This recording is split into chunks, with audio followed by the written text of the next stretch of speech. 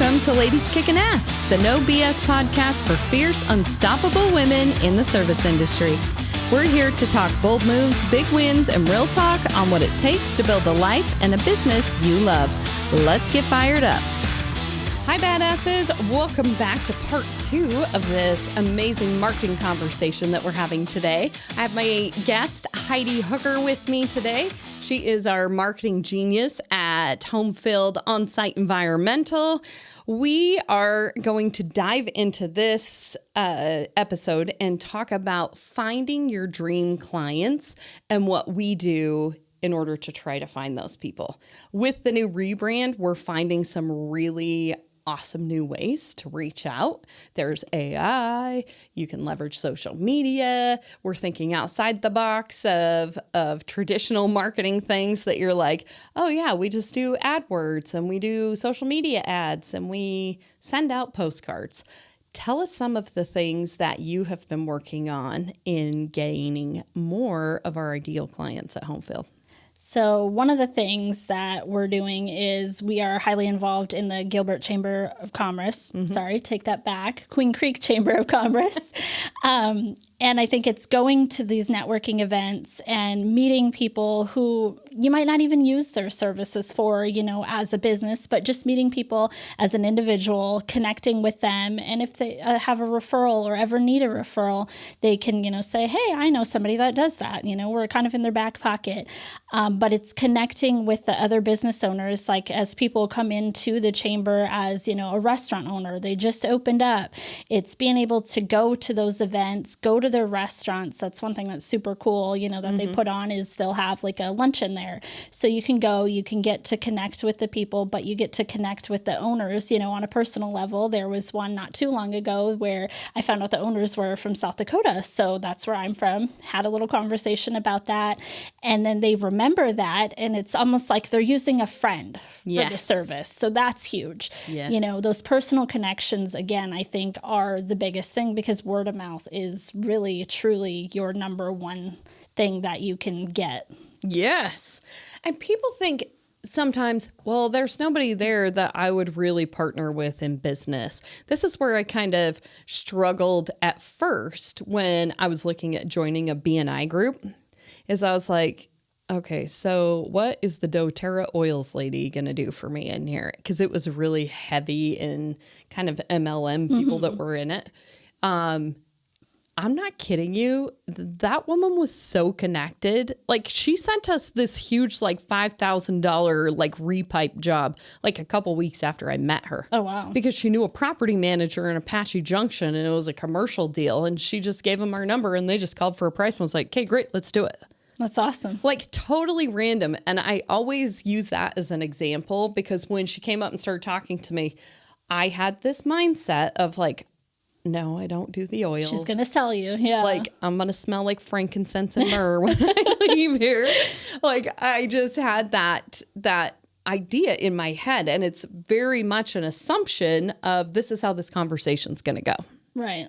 So I think it's really important just being open to stuff. And I think chambers are a great way to get in and meet so many amazing people in the community. And really, we're all there for the same reason, to support and learn from one another, through business.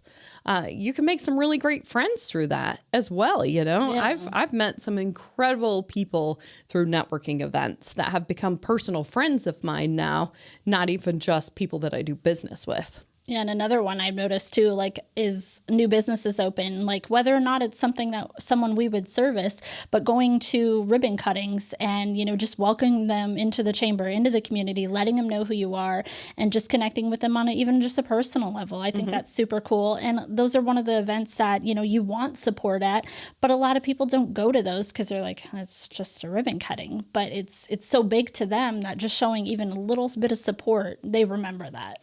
Oh, sure. This is like the launch of their dream. Right. That's like being there when your baby's born. A business baby, though.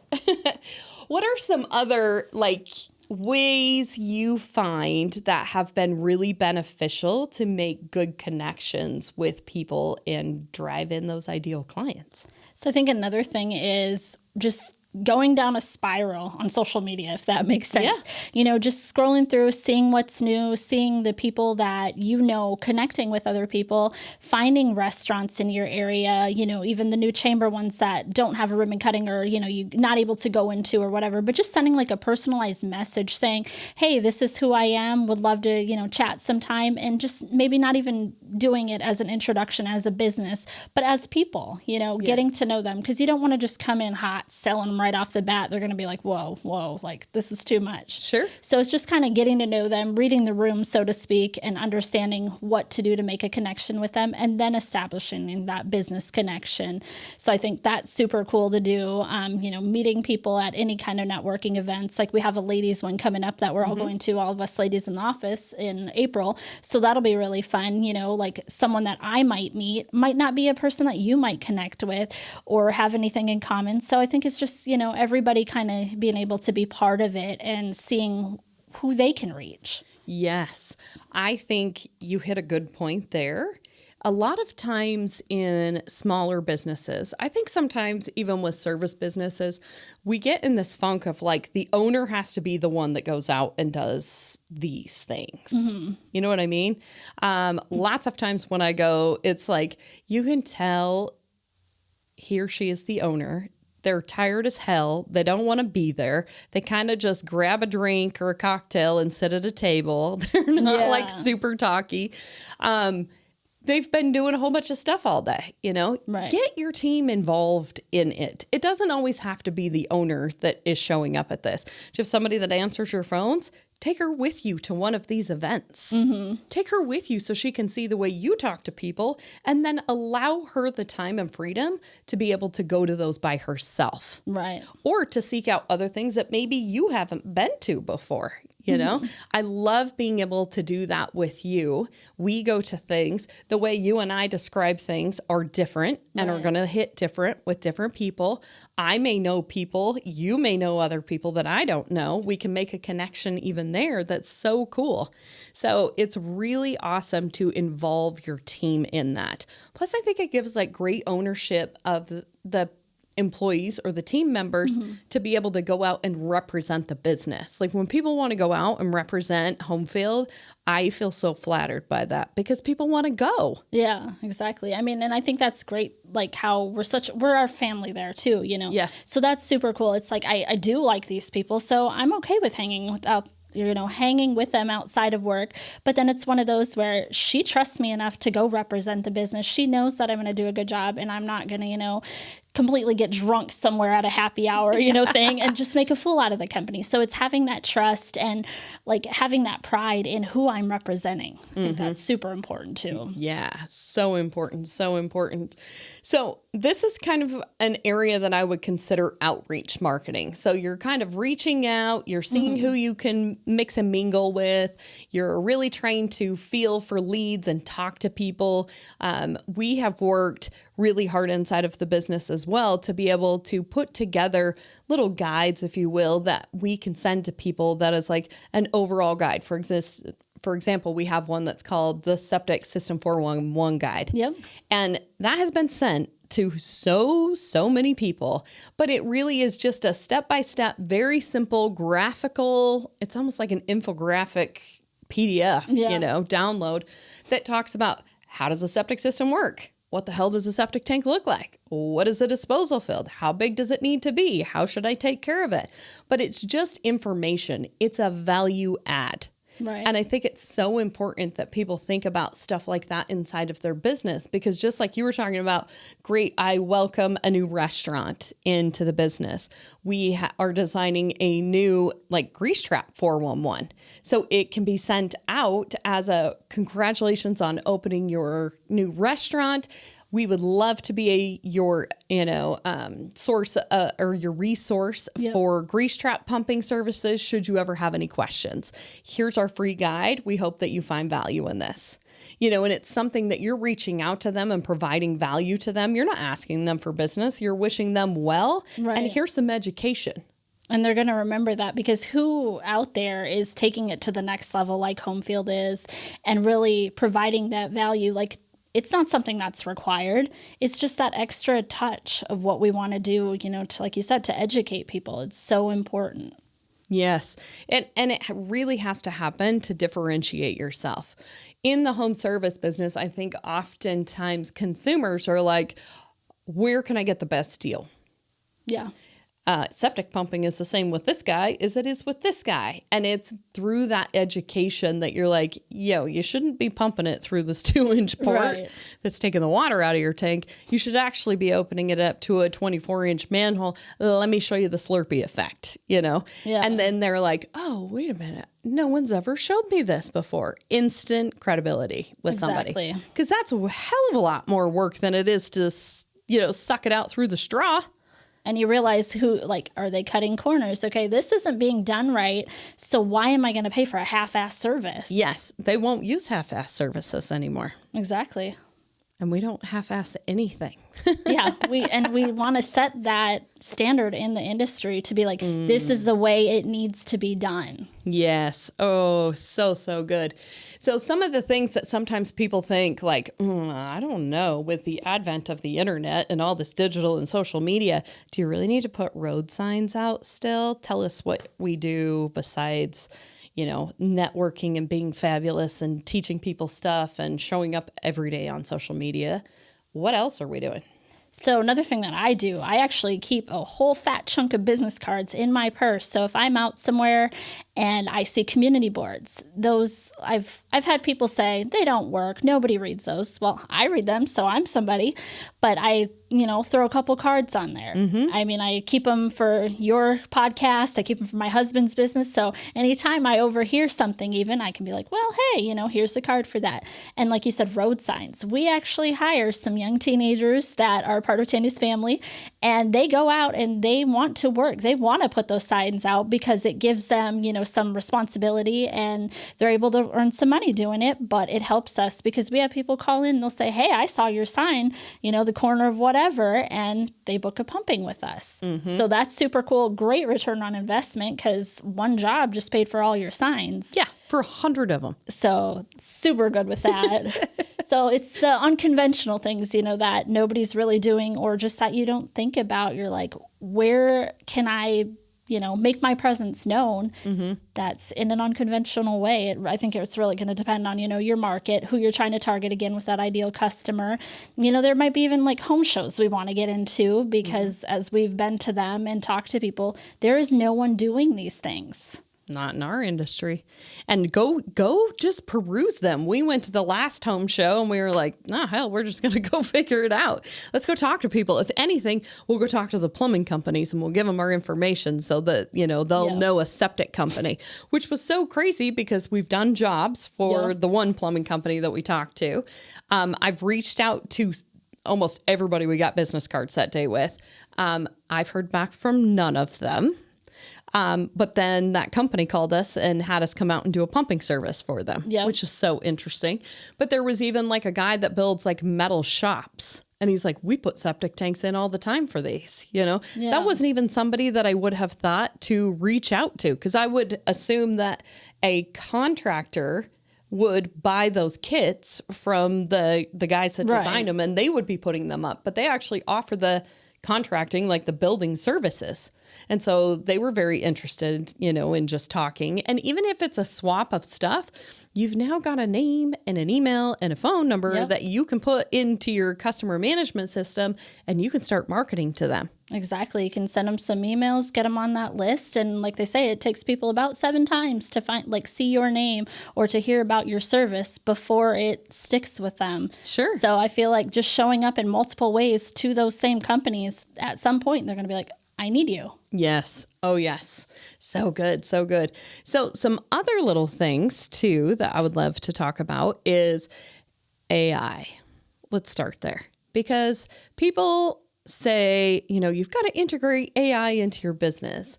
How are you using ChatGPT or any AI-powered things inside of the business to help you with your marketing efforts? So I'll admit, I was one of those don't know, AI, not sure how that can help me. Like, is it going to replace me?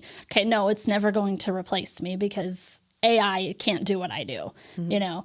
But I think it's helpful in the days that I think with any content creator, you're going to be like sitting there just staring at your computer like, I've got no ideas. I've done everything. When obviously we know that's not true, but we just have that mental block.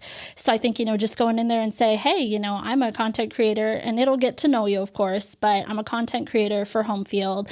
I'm blanking and I need some help coming up with some super engaging, fun content. Like, give me 10 days worth of content on stuff that I could post, which is great because then you're like, okay, I didn't think of that. You can repurpose things at that point, or you can, you know, have them come up with different posts for you. It can give you your captions, whatever you need. And you can ask it for the trending and relevant hashtags too, which is super helpful because you're like, I don't know what to hashtag this. Hashtag HomeField. Like you blank sometimes. So I think it's super helpful in getting some content ideas. And of course, it's one of those, it's never going to be perfect in my opinion, but you got to check it and make sure it's providing the right information. You know, there's blogs that we put out 2 blogs a week, residential, commercial, and I don't want to keep being, you know, a broken record and repeating everything. So you're like, take this blog that I wrote on, you know, septic tank pumping. How long does septic tank pumping take? You can have them rewrite it into HomeField voice, of course, just kind of spin it a little, make it new, make it fresh, you know, just give it some commands on things to do. So that's super helpful, but it's also time saving because you're not just sitting there in front of the computer trying to write a blog, you know, for an hour and just not getting anywhere with it. Sure. Yeah. What used to take us an hour takes us 20 seconds. Yes. So super helpful in that aspect. Yes. It's so good. And I know there's a lot of advent in like even phone systems that are AI generation. I know we use a program called CallRail where it actually will listen to the phone calls that come in and it will rate them, whether it was like a mad call, a neutral call, a happy call. And you can actually command it with like trigger words. So like we require a credit card to be on file when they book the job. So if it says credit card or if it says blue stake, because we have to mark for utilities, those two in combination or one or the other, it will qualify it as a thumbs up as if we booked the job. And which is super helpful in understanding what's working and what's not. Yes. And it's also, there are some great things where like owners or managers used to sit and listen to phone calls forever. And or I know you don't have time for that. No, or didn't. That's me. Didn't listen to them. So call quality was never something people are like, well, when do you listen to phone calls? I'm like, you're supposed to do that? Like, I just assume they're doing a great job. Like the schedule's full. Yeah. You know, it sounds great. But it's really cool to go back in there because it literally will like give you a paraphrase of what it looks like, what they talked about. It will also say what the pros were and opportunities that you can use to coach the CSR that's on the phones. And also even an email that sums up the conversation that you can copy and paste and immediately email out to the customer you just talked to. Like, how badass is that? I mean, it saves you time. It helps with further training purposes. Like, where is something we might be lacking or that we're not even realizing? Because, I mean, our phones ring constantly. So we're constantly saying the same things over and over, but we might forget things. So I feel like that's super helpful in, okay, where can we, you know, pick up a little bit, or what do we need to modify to, you know, make it more valuable for the customer or save us time and save their time. Yes. So AI can be your friend. Use it how you wish, but definitely in content creation. I mean, it's crazy not to do that. Plus, you can teach it. Like, you can teach it to talk in your voice. And help you send emails. Yes. It's, oh, yes. Yeah. Just sometimes when you're not sure how to anymore. It's funny because sometimes you're like, oh gosh, like how I mean it is, you know, it's not coming across that way. Yeah. You're like, make this less bitchy sounding. Or, you know, like you want to, you know, politely decline a service, but it just comes off sounding so horrible. You're like, I don't really know. I need a little assistance on that. So I feel like that has been super helpful a couple times because, I mean, people that know me, they know how I talk, and that's not exactly what I mean sometimes. So it's helpful in that aspect of making you sound, you know, a little nicer with that. Yes. I'm going to give you a great example on this one. We had a customer last week that everyone wished was not our customer. That's the nice way I'm going to say this. He was a literal dick. I'm just going to say it. And he said so many nasty things about one of our very best and most polite technicians because he was frustrated that his job did not go well or that they were unable to find this tank. He left the nastiest review. And normally I have to step away for 24 hours because to me, that's like slapping one of my children. Like it just pisses me off. Like Mama Bear comes out big time. And I was like, you know what? I just copied and pasted what he'd put in there. I copied and pasted what the technician's notes were. Also, what the CSR's notes were about him being a jerk to her when he called in to book the service and said, please respond to this. Firm but fair is my favorite thing. So it came back with an incredible response, which I went in and kind of tweaked it a little bit with stuff.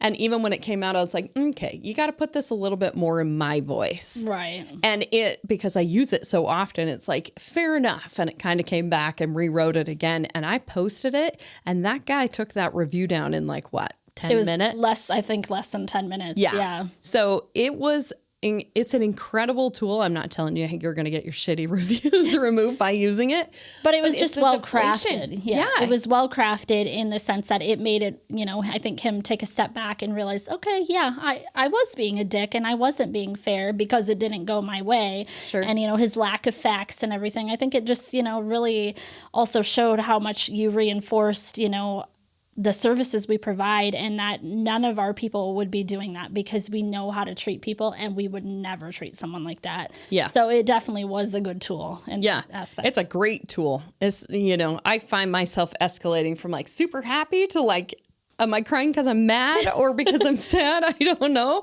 Kind of a little bit of both. So it's a great tool to be able to use that. Something new that we're going to try too with this new glow up that we have just done with HomeField is we're going to start doing more video. Yes. With our people that are inside of the business. And we have come up with a few different things that we're going to load as if it's like a podcast show onto our website and onto our YouTube. But it's just going to be little snippets of conversations with our technicians. That'll be super fun. It's going to be so fun. Tech Talk. So anybody could use that in their industry. Yep. Even just sitting down, we have like super funny. I can't wait to do this with Isaac. They're going to be 15-minute long videos for sure because he's going to tell every nuance of the story. But it's so freaking funny when he does it. And it's so cool because not only are we making these videos to put on YouTube, it's showing the personality and who HomeField East Valley is, but it's giving you a shit ton of content to use for social media. It's building just awareness and education and everything with it. And so we've built this little cave area inside of one of the offices and it's just going to be super cool. So, I mean, even this thinking out of the box, like how many people that are in the septic industry have their own podcast? I think none. None. So that's going to be a really, really cool. Actually, I think there's one lady that does. I'm going to give it because I saw her. I went to her class at the wet show. But nobody is thinking like, who's going to listen to the septic stuff? It's not even necessarily just about the septic stuff. It's like what we talked about with the social media stuff.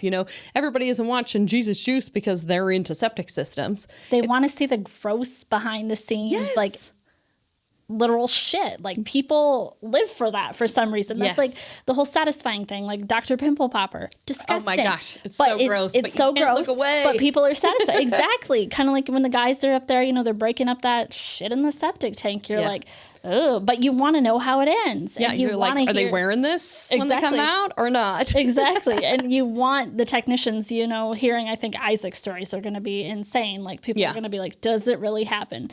It does. It does. It does. Yep. And it's going to be cool too, because then we can flash a little photo at the end of it. So when they're talking about the 12-foot root they pulled out of the sewer line, we got proof. Here it is. So just even thinking outside of the box with stuff like that, just little tidbits of stuff, but it's also really goes and aligns with the mission of HomeField and what we want to do for other septic business owners and helping them elevate their brand or even swapping over and becoming part of HomeField. and just showing like we really do care about not only other septic professionals, and we're willing to help share our secrets or what we actually do. I say secrets in air quotes if you're not watching this, because it's really just consistency, making a plan and being consistent about it. That's the secret sauce. But it really is like showing even people that are interested in coming into septic. Oh, I didn't think about that. Or even people that run pest control or landscaping or pool cleaning companies that they're like, hey, I could implement that in my business. Exactly. And they don't have a lot of time. So we want to make it just little tiny tidbits of stuff that we can really showcase the faces and the people behind our business, but also help bring that just higher reputation, that level of excellence into the business by helping people with our example and with our experience. So I'm super looking forward to that. Is there anything in closing that you think would be super fun to do to market a service business that we haven't tried yet? Oh gosh, that we haven't tried yet. I don't know. Like I have this whole list in my office of different things. Like, okay, what do we want to do? Because, you know, you and I, we sit there and we text things back and forth. We're like, ooh, this video would be cool to do. That video would be cool to do.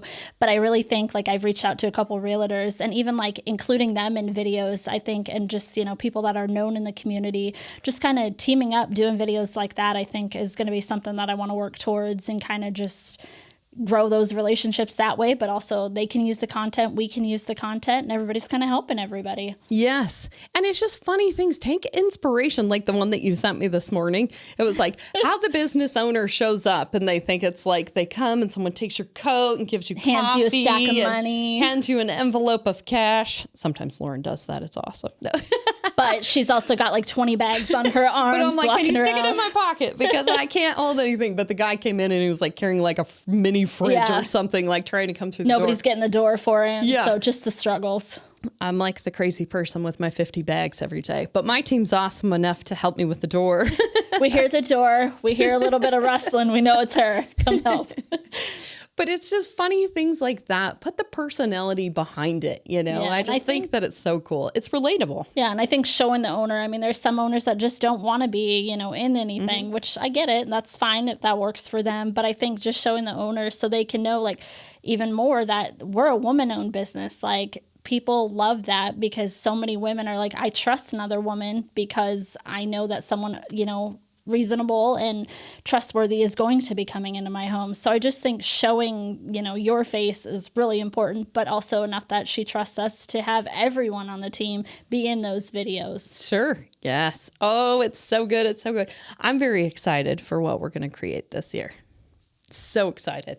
There's so much. And it almost makes me, it doesn't almost, I'm such a baby. I cry on this every time, but it's so emotional because it's so exciting to me. Yeah. Like there is no limit to what you can do if you want to be like wildly creative and make really cool content for your business. You know, like just get on TikTok for an hour with your teenager tonight and you will have a bajillion ideas of how you can swing that and make that happen. So we all need to hire a teenager to be our video editor for social media. They could teach me things. So that we can put some more of those things out. But video is really important, just getting your team's voice and everything in there. Thank you so much for this conversation. It's been so fun. And I know that we're going to continue to do a lot of different things here with Ladies Kicking Ass and also through our HomeField little tech talks and everything else that we come up with. We'll obviously plug in things about marketing and different things and programs that we're using for business. And we just really want to be able to give back to the service community as a whole and be a mentor for anybody that's starting a business there. We just really need more people in the trades. And I think oftentimes they get overwhelmed with what that means to own a business. So if we can help them by way of running a septic business and talking about it, I think it would be really cool to do that. So thank you for helping me get all of that stuff together.